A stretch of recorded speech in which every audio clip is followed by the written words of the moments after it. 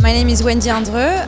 I'm a designer. I'm based in France. I have a double education in both in craftsmanship and design. So everything you see here, I make it myself. It's always research of material, technique, process also. I work for myself with my own idea, or I work with for clients. So it's always a bit different. For instance, maybe I can speak specifically about projects like the textile pieces you see here. It's made with the textile I developed since 2014. So it's a textile which is not woven or knitted, but it's glued with silicone. So it's cotton rope and silicone and they glue. I can work with this material on a flat level, like the carpet, or in a volume, like the poof. And to make this, I developed tools and machines to build it in metal. So it's a bit linked, you know. This is a project I do together with Bram van der Beek, who's a Belgian designer. And it's a bit inspired by the template I used to make this. So it's linked in a way, you know. And it's in aluminium and it's based on a construction system which is really simple with plates like going into each other like this. This is steel, which is patinated, so it's a way to make the steel become black without using paint, but it's oxidation, so it's a chemical reaction. This is also a structure in steel and then coated with the material I also created myself. It's based on cement, mix of pigment, cement, sand and varnish. And this is a commission. It's a really recent project. Textile industry, umbrella. And they produce a lot of acrylic textile. And they asked me, Wendy, can you do something with our waste? So I use the waste of this factory to produce a new material. But I think now, if you don't think about the topic of sustainability and like if you don't really realize the harm we do to the planet, I think you're already out, you know. Like if you as an industry or as a designer, you don't perceive all of this problem and you behave like nothing is happening, then you're out of the system anyways, because people are caring more and more about it and it becomes also a kind of marketing reason, like a way to market objects. I think it's smart because within this problematic, we are challenged also to rethink the way we do things and maybe, you know, invent new materials, but then you get also new tactilities, things that we've never seen before because of these constraints. So it's a necessary topic anyways. It's not even a trend, it's beyond that, you know, it's a necessity.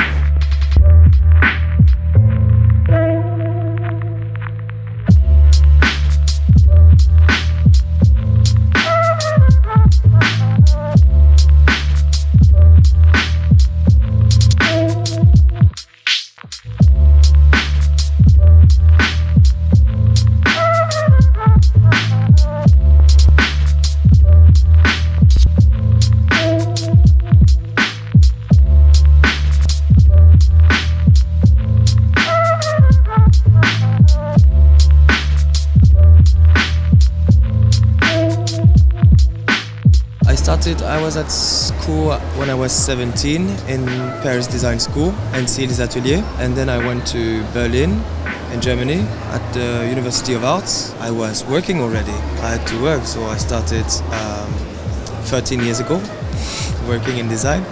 And then I worked in interior design, in architecture, experience in Monaco, in Qatar, in England. How would you say, in what crafts is France the most, the most powerful at the moment? The French craftsmen, the best? Well, the one you're sitting on is the best upholsterer in France. It is the best, and they have the best team in France. They are also in New York now. It's a French brand. It's called Jouffre in Lyon. It's the best. Honestly, they go anywhere in the world. This one, the cabinet maker here is Fustinbert in Nantes, 4th generation of cabinet makers. They're good. Jim Demisols this one is in Paris and is the best. It's heritage companies. All the companies that work with me are heritage companies. So they are family people. But the one you're sitting on are the best. You know that the theme of the year here at Maison Objet is regeneration. Yes. How do you feel about the newest generation coming, and how does they affect the design? They affect the design by not producing hundreds of thousands of pieces for nothing. And that's why also all together the team of designers that have been selected, we're so self-conscious about it. We know about production, industrial production, because we studied it. I think none of us wants to produce largely, massively. The only time I use plastic here is to make a piece of art with recycled plastic. This is the only way I can use plastic. It's for art. I mean, this is, I'm not saying this is super ecological, but it's moderated.